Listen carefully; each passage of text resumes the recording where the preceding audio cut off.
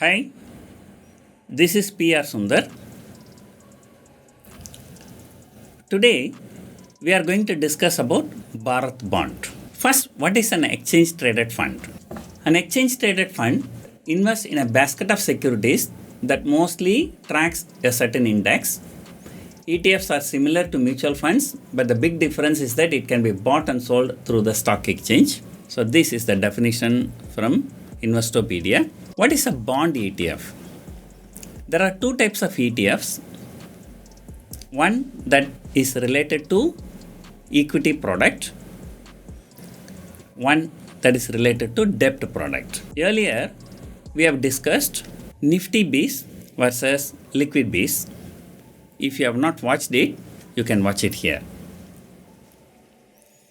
Nifty Bs is a equity ETF. Liquid Bs is debt ETF. So, Bharat Bond is also a debt ETF. Then what is the difference between Liquid Bs and Bharat Bond? That we will see later. A bond ETF invests in a basket of bonds in the underlying index. It can invest in government, corporate and public sector bonds.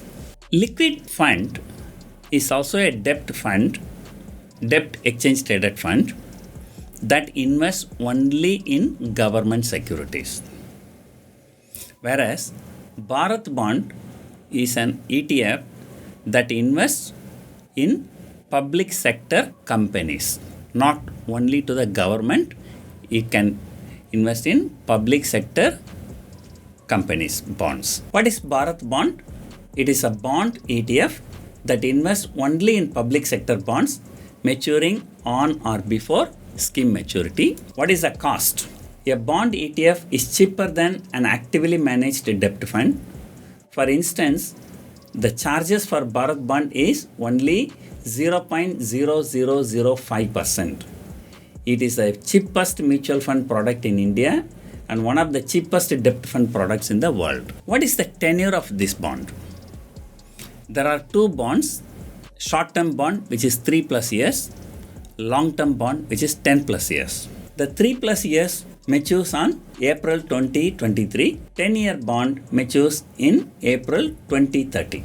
The indicative return is about 6.383% in short-term bond and it is 7.75% in the long-term bond. What is the expected return?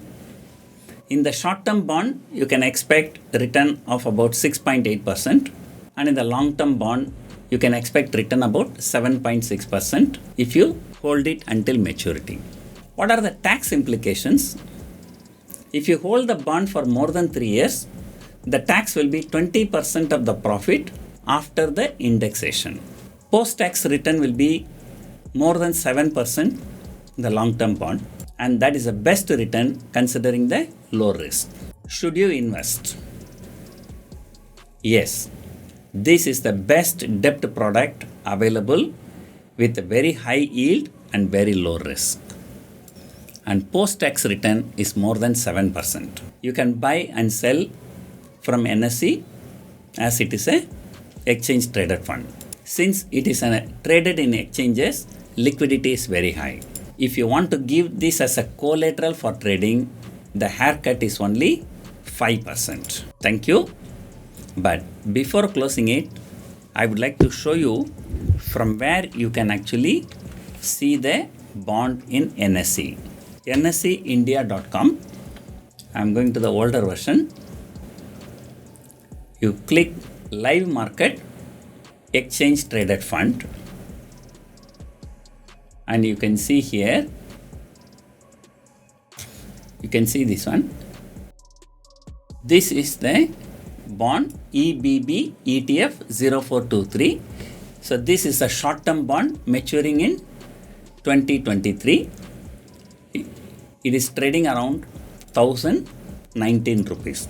And similarly, EBB, yes, you can see this is EBB ETF 0430.